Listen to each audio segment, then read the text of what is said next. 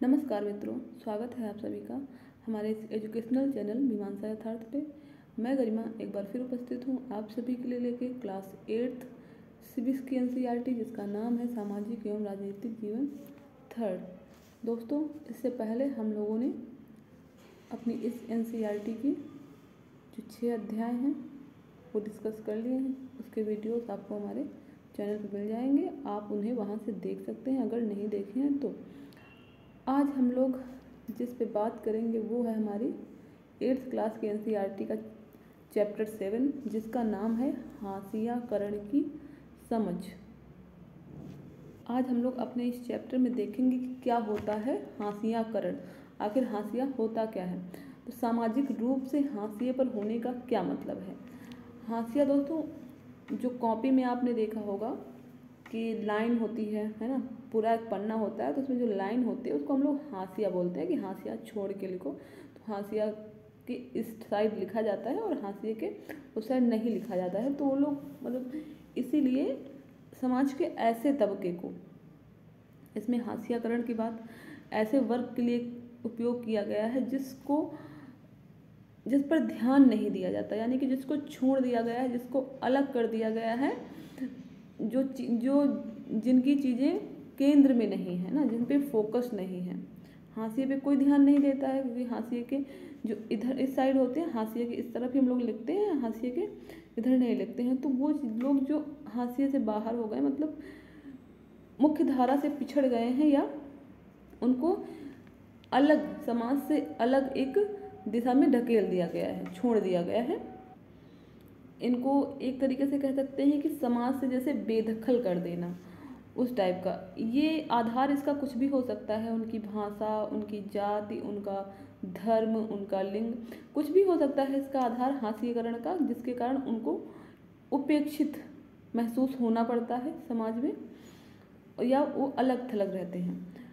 अगर बात करें कि हमारे अपने स्कूल का दिन अगर याद करें आप लोग, अगर आप लोग अभी भी हैं स्कूल में, तो आपने देखा होगा कि आपकी क्लास में कुछ बच्चे ऐसे होते हैं जो सारे बच्चों से जिनकी रुचियाँ, कोई सबको जो खेल पसंद हैं, सबको जैसी बातें करनी पसंद हैं, या सबका जैसे इंटरेस्ट, जिन लोगों का इंटरेस्ट एक जैसा होता है, जिनकी सोच एक जैसी होती है, जिनकी बातें, जिनका रहन सहन, जिनका खाना पीना एक जैसा होता है, वो लोग एक साथ आ जाते हैं। और फिर क्लास में कुछ एक दो बच्चे ऐसे बचते हैं जो हो सकता है उनका सामाजिक परिवेश ऐसा हो, या वो गरीब तबके से आते हों, या हो सकता है वो पढ़ाई में उतने अच्छे ना हों, या हो सकता है कि उनकी रुचियाँ भिन्न हों, है ना, एक जैसी चीज़ें पसंद ना करते हों। तो फिर वो जो क्लास में वो अलग थलग पड़ जाते हैं, है ना, उनको छोड़ दिया जाता है, वो अलग थलग पड़ जाते हैं। तो इसी चीज़ को तो वो उपेक्षित महसूस करते हैं, इसी चीज़ को कहते हैं हाशियाकरण, कि वो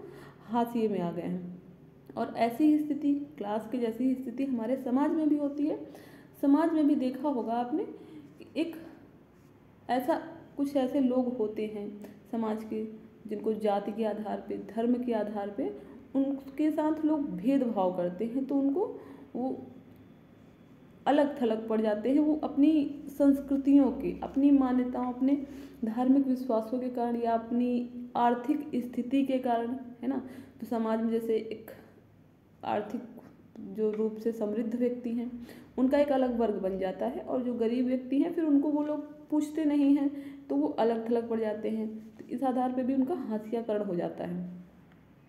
इसका प्रभाव क्या होता है, देखिए यहाँ पे लिखा हुआ है, फासले और अलग थलग किए जाने का यह एहसास समुदायों को संसाधनों और मौक़ों का फ़ायदा उठाने से रोक देता है। फलस्वरूप हाशियाई समुदाय अपने अधिकारों के लिए आवाज़ उठाने से चूक जाते हैं। उन्हें समाज के ऐसे ताकतवर और वर्चस्वशाली तबकों के मुकाबले शक्तिहीनता और पराजय का एहसास रहता है, जिनके पास ज़मीन है, धन दौलत है, जो ज़्यादा पढ़े लिखे हैं और राजनीतिक रूप से ज़्यादा ताकतवर हैं। इसका मतलब यह है कि हाशियाकरण किसी एक दायरे में महसूस नहीं होता। आर्थिक, सामाजिक और राजनीतिक सभी दायरे में समाज के कुछ तबकों को हाशियाई महसूस करने के लिए विवश करते हैं। मतलब ये सारी ही चीज़ें हो सकती हैं, किसी एक चीज़ को लेके किसी व्यक्ति का हाशियाकरण नहीं होता, ये उसका सामाजिक परिवेश, उसका आर्थिक स्थिति और उसकी जो राजनीतिक स्थिति है, वो सारी चीज़ें ही उसको इस चीज़ के लिए जिम्मेदार होती हैं। और इस अध्याय में हम कुछ ऐसे ही लोगों के बारे में पढ़ेंगे जो इस हाशियाकरण के शिकार हैं। तो इसमें सबसे पहले बात करेंगे आदिवासी और हाशियाकरण। आदिवासी जानते हैं आप लोग, जिनके लिए हमारे संविधान में अनुसूचित जनजाति शब्द प्रयोग किया जाता है, ट्राइब्स ना, शेड्यूल्ड ट्राइब्स, तो उनकी बात करेंगे, आदिवासी और हाशियाकरण। तो यहाँ पे एक स्टोरी दे रखी है।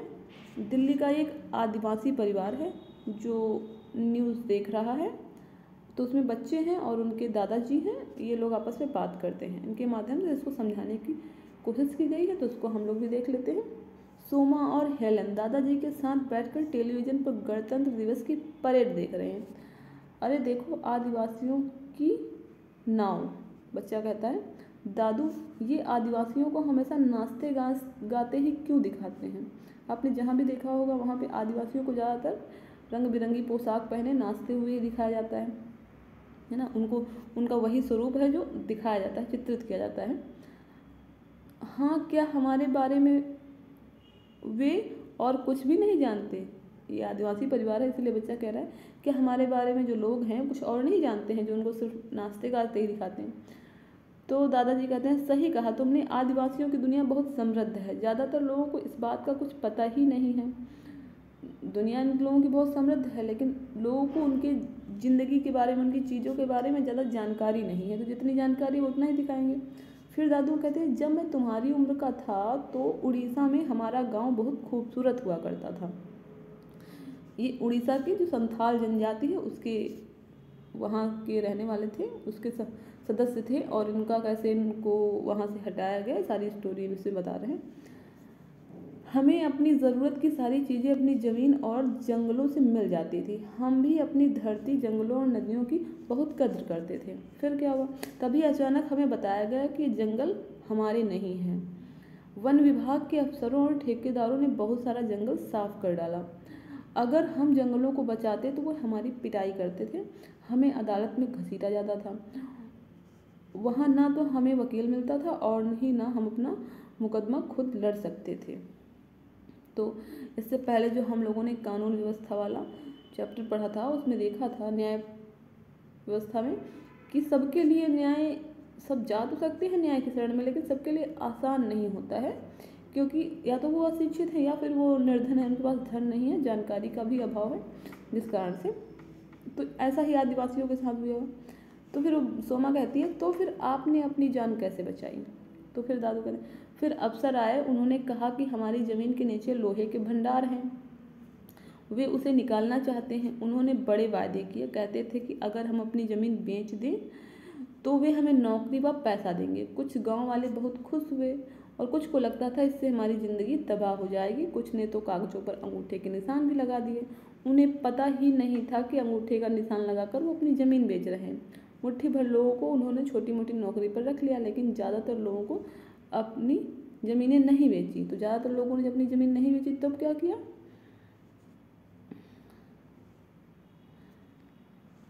बहुत सारे लोगों को अपने घर बार छोड़ने पड़े। आसपास के कस्बों में काम धंधे समय समय पे मिल जाते, हम उन्हें करने लगे। मतलब फिर ये लोग जंगल, जो इनका प्राकृतिक निवास था, घर था, उसको इन्हें छोड़ना पड़ा और ये फिर शहरों की ओर विस्थापित हुए, उधर चले। तो जहाँ कोई छोटी मोटी मजदूरी वाला काम मिल जाता था तो वो लोग कर लेते थे। तब उन्होंने हमारे साथ, जब कुछ लोगों ने ज़मीन नहीं बेची, तब क्या हुआ? तब उन्होंने हमारे साथ मारपीट शुरू कर दी। वे हमें तरह तरह से धमकाने लगे। आखिरकार उन्होंने सबको अपने पुरखों की ज़मीन बेचने और छोड़ने के लिए मजबूर कर दिया।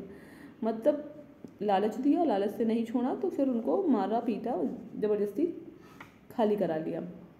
कह रहे हैं हमारी पूरी जीवन शैली का रातों रात नामो निशान गायब हो गया। तो बच्ची कहती, ओ दादू, और हमारी ज़मीन, उसका तो क्या कहते हैं, 30 एकड़ ज़मीन के बदले ठेकेदारों ने हमें बस थोड़ा सा पैसा मिला। मैं अपने ज़्यादातर दोस्तों से उसके बाद फिर कभी नहीं मिल पाया। शहर में वे पैसे मुश्किल से थोड़े दिन चले। हमारे पास रोजी रोटी का कोई साधन नहीं था। हम सब किराए का एक कमरे में रहने लगे और अपनी बेखौफ ज़िंदगी और उसे खुले माहौल में की हमें बहुत याद आती थी। पहले लोग जंगल में रहते थे तो जंगल इनको अपना घर जैसा लगता था। अब यहाँ शहरों में ऊंची ऊंची बिल्डिंगें, खुद के सर के ऊपर छत नहीं, सब कुछ अजनबी जैसा लगता होगा। कुछ साल तुम्हारे पिताजी को दिल्ली में नौकरी मिल गई और हम यहाँ चले आए। वे बड़े कठिनाई भरे दिन थे, इसलिए तुम दोनों को भी हम कई साल तक स्कूल नहीं भेज पाए। फिर स्कूल, तो वो बच्चा कहता है मुझे स्कूल जाने से नफरत थी। हम पढ़ाई में इतने पीछे थे कि सारे बच्चे हमारा मजाक उड़ाते थे। हम घर में संथाली भाषा बोलते थे, इसलिए हिंदी में बात ही नहीं कर पाते थे। लेकिन अब हमारे कुछ दोस्त बन गए हैं, मैं थोड़ी बहुत अंग्रेजी बोल लेती हूँ, लड़की कह रही। तो कह रहा काश मैं अपने दोस्तों को अपना गांव बर्बाद होने से पहले दिखा सकता। तो दादाजी कहते हैं तुम लोग अभी भी उन्हें अपने गांव के बारे में बता सकते हो, इससे वे काफ़ी सीख सकते हैं। तो लड़की कहती है एक दिन मैं अपनी यानी आदिवासियों की कहानी पर एक फिल्म बनाऊंगी। तो ये थी, आपने देखा कि एक जो संथाली ट्राइब का व्यक्ति है और वो कैसे उन लोगों को अपना प्राकृतिक आवास छोड़ना पड़ा और वो वहाँ से अपना घर छोड़ के शहरों की ओर विस्थापित हुए और कितनी सारी समस्याओं का सामना करते हुए उन लोगों ने अपना रोजगार प्राप्त किया। इस तरह की समस्याएं जब किसी का आवास छीनता है तो आती हैं। अब हम देखते हैं आदिवासी कौन लोग होते हैं, कौन लोग हैं आदिवासी कौन होते हैं। तो आदिवासी जो शब्द है, आदि मतलब मूल, यानी कि जो सबसे पहले से रह रहे हैं निवासी, जो यहाँ के मूल निवासी हैं उनको आदिवासी कहते हैं। इसका अर्थ होता है आदिवासी का मूल निवासी। ऐसे समुदाय, आदिवासियों का संबंध ऐसे समुदायों से है जो लोग जंगल के साथ, मतलब जंगल में रहते आ रहे हैं, जंगलों के साथ जीते आ रहे हैं। और वो लोग आज भी अगर हम ट्राइब्स की बात करें तो वो लोग अपने उन्हीं प्राकृतिक आवासों में ही रहना पसंद करते हैं और रहते भी हैं। कुछ जो विस्थापित हुए वो शहरों में आ गए, बाकी तो जंगल में ही हैं, वैसे ही रहते हैं अभी भी। उनको हम लोग आदिवासी कहते हैं। और जो हमारे भारत के लगभग 8% जो आबादी है वो ट्राइब्स की है, जनजातियों की है। और इन लोगों को विस्थापन का कारण आपने देखा कि उसमें दादू ने बताया कि जो आए थे वहाँ पे लोग जो उनको हटा रहे थे, ज़मीन उनकी कब्जा कर रहे थे, तो उन्होंने बताया कि वहाँ पे लोहे का भंडार है उनकी ज़मीन के नीचे, तो उसको खुदाई करनी है, इसलिए उनको वहाँ से जाना पड़ेगा। तो जो हमारे देश के ज़्यादातर खनन क्षेत्र, औद्योगिक क्षेत्र हैं, वो इन्हीं आदिवासी इलाकों में हैं। जैसे अगर हम बात करें जमशेदपुर की, राउरकेला, भिलाई, बोकारो, ये सारे जनजातीय इलाके में हैं। और भारत में ऐसे ही 500 से ज़्यादा तरह के आदिवासी समूह रहते हैं, 500 से भी ज़्यादा। इसमें भी छत्तीसगढ़, झारखंड, मध्य प्रदेश, उड़ीसा, गुजरात, महाराष्ट्र, राजस्थान, पश्चिम बंगाल, आंध्र प्रदेश, उत्तर पूर्व के अरुणाचल प्रदेश में, असम में, मणिपुर, मेघालय, मिजोरम, नागालैंड एवं त्रिपुरा, ये सारे राज्य हैं जहाँ पे जनजातियों की संख्या ज़्यादा है। मतलब यहाँ पे जो आदिवासी हैं वो ज़्यादा संख्या में रहते हैं। और जो आदिवासी होते हैं इनके बीच में जो ऊंच नीच का फ़र्क नहीं होता है। ये लोग किसी प्रकार की जाति या वर्ण को नहीं मानते हैं। ये अपना एक समूह बना के रहते हैं और इनकी अपनी कुछ मान्यताएं होती हैं। ये लोग प्रकृति की पूजा करने वाले होते हैं, यानी कि प्रकृति के उपासक होते हैं। ये लोग किसी जाति या धर्म को नहीं मानते हैं। इनके अपने धर्म और अपनी मान्यताएं होती हैं, जिसमें आपने देखा होगा ये लोग प्रकृति की पूजा करते हैं या फिर किसी पशु की पूजा करते हैं, पेड़ों की पूजा करते हैं। इस टाइप की चीज़ें देखने को मिलती हैं। अपने ये लोग पुरखों की पूजा करते हैं, जो इनके पूर्वज रहे हैं। और इसमें ये लोग नदियों, पर्वतों में भी आत्माएं मानते हैं, तो लोग उनकी भी पूजा करते हैं। और अगर हम बात करें तो 19वीं सदी के आसपास जो ज़्यादातर ट्राइब्स ने ईसाई धर्म को अपनाया, तो ज़्यादातर उसमें ईसाई धर्म को मानने वाले लोग जनजातियों में मिल जाते हैं। पहले जो इनके धर्म थे वो बाकी हिंदू, मुस्लिम, सिख, ईसाई धर्मों से बिल्कुल भिन्न धर्म होते हैं जनजातियों के। लेकिन अब जो ट्राइब्स हैं उनमें ईसाई धर्म भी देखने को मिल जाता है। और इन लोगों की अपनी भाषाएं भी होती थी जो बहुत ही पुरानी, जैसे हमारी संस्कृत है जो हमारी हिंदी की भी जननी है, सारी भाषाओं की जननी है, उसके समकालीन इनकी जो भाषाएं थी अपनी संस्कृत से बिल्कुल भिन्न थी, अलग थी, लेकिन वो उतनी ही पुरानी थी। तो उनका अपना अलग धर्म, अपनी अलग बोली, अपनी अलग भाषाएं होती थी। आदिवासियों को जनजाति भी कहा जाता है। शायद आपने अनुसूचित जनजाति शब्द सुना होगा। सरकारी दस्तावेजों में आदिवासियों के लिए इसी शब्द का इस्तेमाल किया जाता है। आदिवासी समुदायों को एक सरकारी सूची भी बनाई गई है। अनुसूचित जनजातियों को कई बार अनुसूचित जातियों के साथ मिलाकर भी देखा जाता है। पहले अनुसूचित जाति और अनुसूचित जनजाति आयोग दोनों एक ही थे, तो इन लोगों को समान स्थिति में रखा जाता था, इसीलिए मिला के देखा जाता है।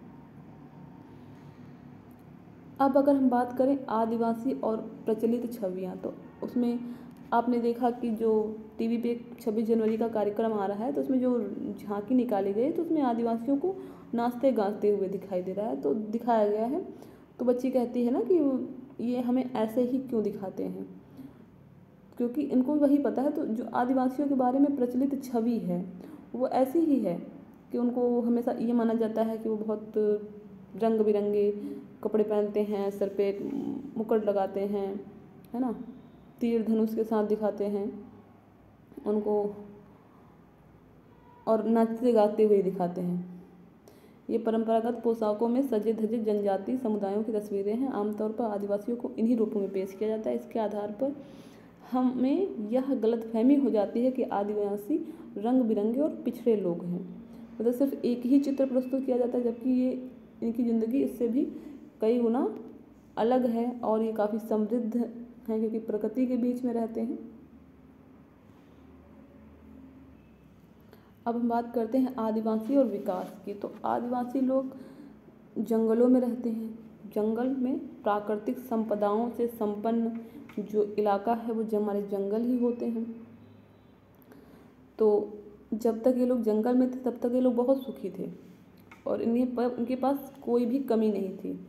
जो पहले राजा होते थे, महाराजा होते थे, उनके क्षेत्र होते थे, तो लोग उनसे एकदम स्वतंत्र रहते थे, उनको उनकी भी मदद की ज़रूरत नहीं पड़ती थी। और इवन जो जंगली उत्पाद हैं उनको प्राप्त करने के लिए जो राजा लोग रहते थे वो आदिवासियों पे निर्भर रहते थे, तो वो इनसे वो चीज़ें लेते थे और इन लोगों को कुछ किसी से लेने की ज़रूरत नहीं थी। ये लोग काफ़ी संपन्न थे। लेकिन जैसे ही 19वीं सदी का दौर आया और इन लोगों की ज़मीनें छीनी जाने लगी, इसी खनन, इमारती लकड़ी, जो प्राकृतिक वस्तुओं प्राप्त करने के लिए जो लोग बाहर रहते थे उनको खेती के, जब जैसे जनसंख्या बढ़ रही तो लोगों को खेती के लिए ज़मीन चाहिए, तो इनके जो जंगल है जंगल को काट दिया गया, उनका विनाश कर दिया गया।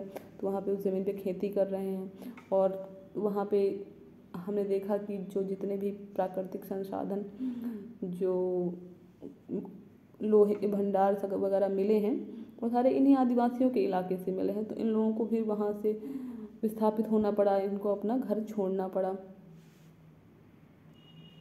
और इसमें भी जो निजी कंपनियां थी उन लोगों ने, मतलब जो हमारा संविधान है वो तो सबको इक्वल राइट देता है, उसमें प्रावधान हैं सारी चीज़ों के, लेकिन वो उनको मिला नहीं, क्योंकि इनको अशिक्षित और पिछड़ा हुआ मान के इनको ज़बरदस्ती वो इलाके खाली करा दिए गए।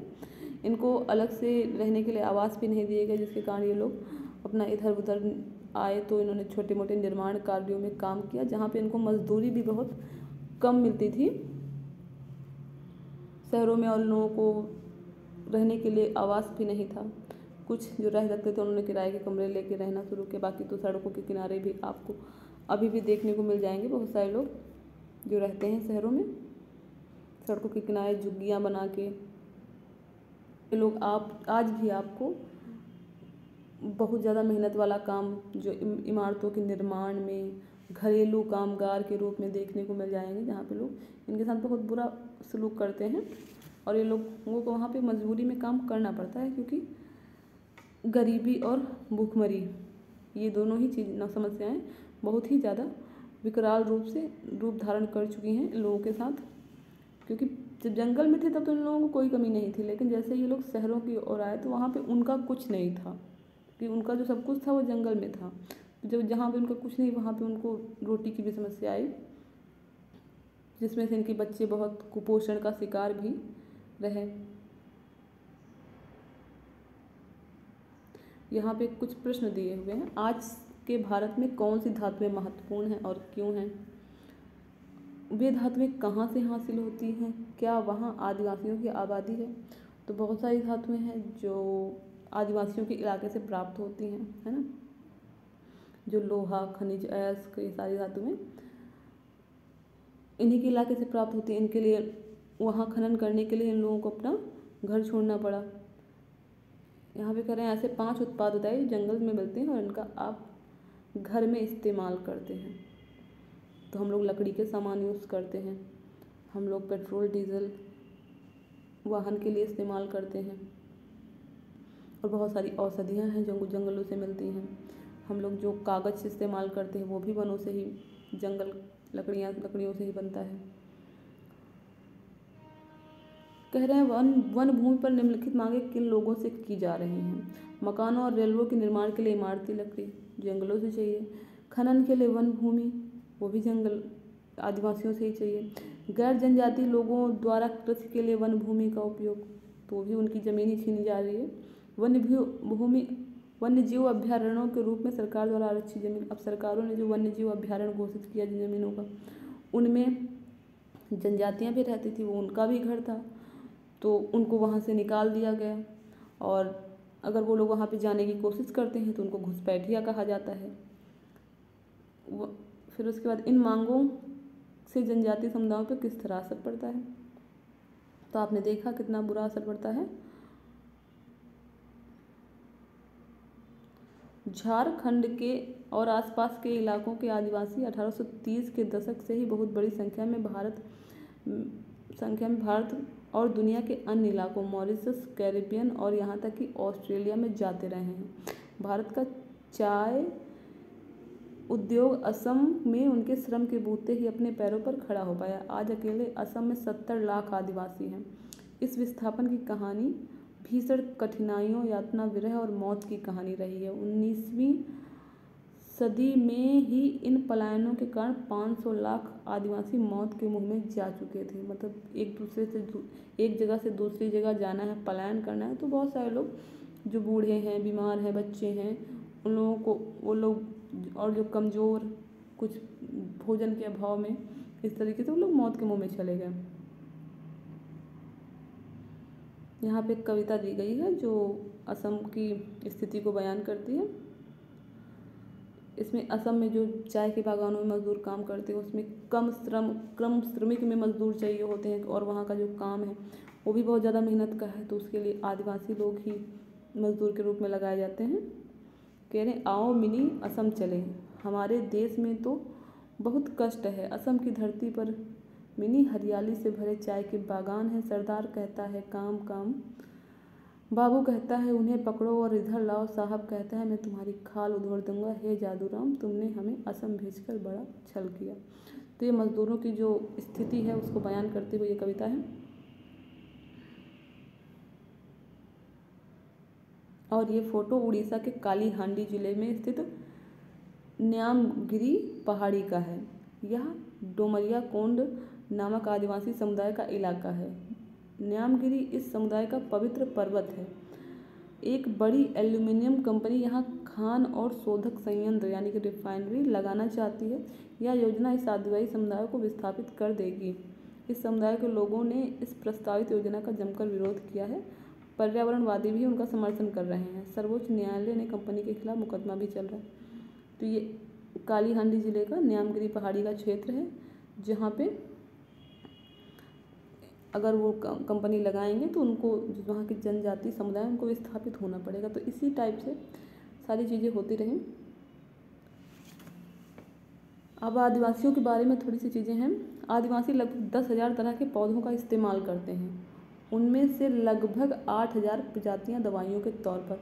अब वो लोग जंगल में ही रहते हैं तो बहुत सारी चीज़ें, वो बहुत सारी औषधियाँ वो खाने के लिए इस्तेमाल करते हैं। बीमार पड़ते हैं तो भी वो जंगल की चीज़ें ही यूज़ करते हैं, औषधियाँ यूज़ करते हैं, है ना। 8,000 प्रजातियाँ दवाइयों के तौर पर, 325 प्रजातियाँ कीटनाशकों के तौर पर, 425 प्रजातियाँ गोंद, रेजिन और डाई के तौर पर, और 550 प्रजातियाँ रेशों के लिए इस्तेमाल की जाती हैं। इनमें से 3500 प्रजातियाँ भोजन के रूप में इस्तेमाल होती हैं। जब आदिवासी समुदाय वन भूमि पर अपना अधिकार खो देते हैं तो ये सारी ज्ञान संपदा भी खत्म हो जाती। अब इतनी सारी चीज़ों की जानकारी सिर्फ आदिवासियों को है, क्योंकि वो प्राकृतिक परिवेश में बहुत समय तक रहे और उन्होंने उन चीज़ों को अपने अनुभवों से जाना है। अगर वो लोग जंगल छोड़ देंगे तो सारी चीज़ों के बारे में जानकारी जो है वो ख़त्म हो जाएगी, क्योंकि किसी को और को हो नहीं पाएगी, और जिनको थी उनको भी, उनकी आगे आने वाली पीढ़ी, क्योंकि वो जंगल में रह ही नहीं रहे होंगे तो उनको भी नहीं पता चल पाएगा। तो इस तरीके से ये ज्ञान संपदा खत्म हो जाएगी। अब बात करें अल्पसंख्यक और हाशियाकरण की। अल्पसंख्यक यानी कि वो लोग जो धार्मिक रूप से जिनकी संख्या कम है ना, वो अल्पसंख्यक समुदाय के व्यक्ति कहलाते हैं। जैसे हम अपने देश की बात करें तो हमारे यहाँ जो बहुसंख्या में लोग हैं वो हिंदू धर्म के हैं, बाकी जो धर्म हैं वो अल्पसंख्यक की कैटेगरी में आते हैं। हिंदू बहुल राष्ट्र है तो यहाँ पे बहुसंख्यक हिंदू होंगे और बाकी सारे जो धर्म हैं वो अल्पसंख्यक की श्रेणी में आते हैं। तो यहाँ पे हम लोग अल्पसंख्यक और हाशियाकरण की बात करेंगे, किस तरह अल्पसंख्यक समुदाय है जो जिनकी संख्या कम है उनको किस तरीके से हाशियाकरण का शिकार होना पड़ता है, किस तरीके से वो लोग उपेक्षित रह जाते हैं। और जहाँ पे जिन लोगों की संख्या ज़्यादा है तो वहाँ पे जिन लोगों की संख्या कम है उनके जो अधिकार हैं उनके हनन की संभावना बढ़ जाती है और उनके साथ भेदभाव होने की संभावना भी बढ़ जाती है। और इन सारी चीज़ों से जो अल्पसंख्यक समुदाय है उनके अंदर जो है असुरक्षा की भावना बैठ जाती है। और हमारे संविधान में इन लोगों की सुरक्षा के लिए व्यवस्था की गई है। और हमने देखा था कि जो हमारा देश है भारत, उसमें जो दुनिया के सारे धर्म यानी कि 8 धर्म को मानने वाले लोग यहाँ पे रहते हैं। तो जाहिर सी बात है अगर एक धर्म के लोग ज़्यादा हैं तो बाकी धर्म अल्पसंख्या में होंगे, कम संख्या में होंगे, तो उन लोगों को हाशियाकरण का शिकार होना पड़ता है, यानी कि उपेक्षा का, बहुसंख्यक वर्ग की उपेक्षा का शिकार होना पड़ता है। जिससे बचने के लिए हमारे संविधान में प्रावधान किए गए हैं, यानी कि सबको समानता का अधिकार दिया गया है, जिसमें धार्मिक स्वतंत्रता का अधिकार दिया गया है। क्योंकि हमारे देश की जो पहचान है वो विविधता में एकता है, तो विविधता बनी रहे इसके लिए भी सरकार कुछ प्रावधान करती है। हमारे संविधान में प्रावधान है कि जो अल्पसंख्यक वर्ग हैं वो लोग भी सुरक्षित महसूस कर सकें, उनको भी एक स्वस्थ वातावरण उपलब्ध हो। अब हम बात करें मुसलमान और हाशियाकरण की। तो मुसलमान और हाशियाकरण, अगर हम बात करें 2011 की जनगणना की, तो उस समय हमारे यहाँ जो मुसलमानों की जनसंख्या प्रतिशत 14.1% जो है वो मुसलमान हैं। तो ये हिंदुओं की तुलना में तो इनकी संख्या कम है। तो इस तरीके से इनको हाशियाई समुदाय माना जाता है। और इन लोगों को जो बहुसंख्या में लोग हैं उनकी तुलना में इनको अवसर कम मिले, है ना, उनको विकास की जो संसाधन है वो कम मिले, चीज़ें कम उपलब्ध कराई गई, तो जिसलिए ये लोग हाशियाकरण का शिकार हुए। अब यहाँ पे देखिए बात, कुछ डाटा दे रखा है। मूलभूत सुविधाएं 2008-9 की बात करें तो धार्मिक समुदाय जो हिंदू, मुस्लिम, सिख, ईसाई हैं, इसमें आप लोग देख सकते हैं कि जो मुस्लिमों की स्थिति है कि जो मुस्लिमों के पास जो पक्के घर हैं वो 63.8% लोगों के पास ही हैं। बिजली 67.5 लोगों के पास ही है। नल का पानी 35.8 लोगों के पास है, जो कि अन्य समुदायों की तुलना में काफ़ी कम है, आप देख सकते हैं। तो यहाँ पे प्रश्न है, इनमें से कौन से समुदायों की मूलभूत सुविधाएं सबसे ज़्यादा और सबसे कम उपलब्ध है। सबसे कम मुस्लिम्स के पास हम देख सकते हैं, है ना, और सबसे ज़्यादा आप सिख समुदाय के पास देख सकते हैं।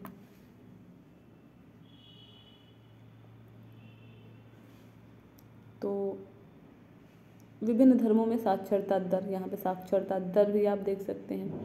तो जितने भी दे रखे हैं धर्म, उनमें सबसे कम साक्षरता दर आपको स्पष्ट रूप से दिखाई पड़ रही 57% मुस्लिमों की है। तो सबसे कम किन समुदायों की साक्षरता दर सबसे ज़्यादा और सबसे कम है, तो आप यहाँ पे देख सकते हैं जो सबसे ज़्यादा साक्षरता दर है वो जैन धर्म की दिखाई पड़ रही है।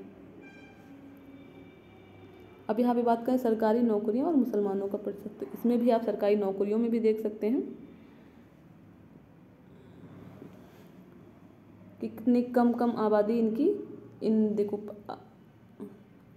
भारतीय प्रशासनिक सेवा IAS में सिर्फ 3%, भारतीय पुलिस सेवा IPS में 4%, भारतीय विदेश सेवा में 1.8%, केंद्रीय सार्वजनिक क्षेत्रीय इकाइयों में 3.3%, राज्य स्तरीय सेवाओं में 10.8%, बैंक एवं रिजर्व बैंक में 2.2%। तो ये स्थिति है। ये आंकड़े क्या बताते हैं कि जो मुस्लिम समुदाय है वो किस तरीके से हाशियाकरण का शिकार हुआ है ना, उसको उसके धर्म के नाम पे। जबकि हमने देखा जो धार्मिक अल्पसंख्यक और समुदाय हैं जिसमें जैन, ईसाई, बौद्ध, ये भी अल्पसंख्यक में ही आते हैं, लेकिन उनकी स्थिति उनकी तुलना में काफ़ी अच्छी है ना। लेकिन मुस्लिम समुदाय के लोग ही क्यों हाशियाकरण का शिकार हुए? तो इसका कारण ये भी हो सकता है कि हमारा देश जो पाकिस्तान से अलग हुआ, पाकिस्तान 2 भागों में बटा, तो कुछ मुस्लिम पाकिस्तान में चले गए, बाकी जो नहीं गए तो वो यहाँ पे उपेक्षा का शिकार होते हैं। यहाँ पे एक अपनी लड़की का अनुभव लिखा हुआ है। मैं एक मुस्लिम बहुल क्षेत्र में रहती हूँ। कुछ दिन पहले रमज़ान के दौरान यहाँ कुछ गड़बड़ी हुई जिसने जल्दी ही सांप्रदायिक रूप ले लिया। मैं और मेरा भाई पड़ोस में ही इफ्तार की एक दावत में गए थे। मैंने परंपरागत कपड़े यानी सलवार कमीज पहनी थी, मेरा भाई शेरवानी पहने था। घर लौटने पर हमें कहा गया कि हम अपने कपड़े बदलकर जीन्स और टी-शर्ट पहन लें। जबकि सब कुछ ठीक है तो मुझे हैरत होती है कि हमें कपड़े बदलने के लिए क्यों कहा गया और यह बात हमें अजीब क्यों नहीं लगी। क्या हमारे पहनावे से हमारी पहचान पता चल जाती है और क्या यही पहचान सारे खतरों और भेदभाव की जड़ है? तो ऐसा जब भी सांप्रदायिक दंगे होते हैं, आपने देखा ये सब बहुत बार हुआ है हमारे देश में, तब उनके जो वेशभूषा है, उनकी पोशाक से ही पहचान के कि ये मुस्लिम हैं तो उनको मार दिया जाता है ना। हिंदू मुस्लिम दंगे जिसमें बहुत सारे हिंदू और बहुत सारे मुसलमान सभी मारे गए। तो उन्होंने उन बच्चों को अपने कपड़े बदलने पड़े उनकी अपनी धार्मिक पहचान छुपाने के लिए। तो इस अध्याय में हमने अगर निष्कर्ष की बात करें तो देखा कि हाशियाकरण होता क्या है और जितने भी समुदाय हैं जो हाशियाकरण का शिकार है, जैसे हमने आदिवासी देखे, मुसलमान देखे, तो सबके अपने अलग अलग कारण हैं हाशियाकरण का शिकार होने का, जिसमें जो समाज में प्रचलित पूर्वाग्रह हैं और जो वर्चस्वशाली लोग हैं यानी शक्तिशाली लोग हैं, वो सारी चीज़ें लोगों को एक हाशिए में ढकेलने के लिए जिम्मेदार दिखाई पड़ती हैं। इसमें से एक समुदाय आपने सुना होगा जो दलित वर्ग है, वो भी हाशियाकरण का शिकार होता है, जिसकी चर्चा हम लोग अपने अगले अध्याय में करेंगे। तो यहाँ पे जो बहुत सारे आंदोलन हुए हैं, महिला आंदोलन हमने देखा था 90s के दशक में जब महिलाओं के खिलाफ हिंसा बढ़ रही थी, तो जो आंदोलन हुए उसमें मुस्लिम महिलाओं ने भी इन आंदोलनों में भाग लिया। और जो अभी ट्रिपल तलाक जो कानून बना है उसमें मुस्लिम महिलाओं का ही योगदान रहा है, उन्होंने उसका जमकर विरोध किया, तब जाके उनको उससे मुक्ति मिली। यहाँ पे सच्चर समिति रिपोर्ट ने मुसलमानों के बारे में प्रचलित दूसरी गलत फहमियों को उजागर कर दिया। आमतौर पर माना जाता है कि मुसलमान अपने बच्चों को सिर्फ मदरसों में ही भेजना चाहते हैं। आंकड़ों से पता चलता है केवल 4% मुसलमान बच्चे मदरसों में जाते हैं। मुसलमानों के 66% बच्चे सरकारी और 30% बच्चे निजी स्कूलों में पढ़ रहे हैं। तो जो सच्चर समिति मुसलमानों की समस्याओं को, अल्पसंख्यक समुदाय के लोगों की समस्याओं को देखने के लिए बनाई गई थी, उसकी रिपोर्ट है जिसमें कहा जाता है कि ना मुस्लिमों को उनके धर्म के कारण एक अलग रखा जाता है कि वो लोग धार्मिक कट्टरपंथी होते हैं, कट्टरवादी होते हैं, वो सिर्फ मदरसों में ही अपने बच्चे भेजते हैं, सरकारी स्कूल में भेजना नहीं चाहते, लेकिन ऐसा नहीं है जो कि ये रिपोर्ट बताती है। तो ये था हमारा चैप्टर 7 हाशियाकरण की समझ। अगर आपको ये वीडियो पसंद आया है तो इसको लाइक करिए और अपने मित्रों के साथ शेयर करिए। आशा है कि इस अध्याय ने हाशियाकरण को समझने में आपकी मदद की होगी। आपको ये वीडियो कैसा लगा कमेंट करके ज़रूर बताइएगा। हमारे ऐसे ही ज्ञानवर्धक वीडियो देखते रहने के लिए, हमारे साथ जुड़े रहने के लिए हमारे चैनल को सब्सक्राइब करिए। मिलते हैं अपने अगले वीडियो में, तब तक के लिए नमस्कार।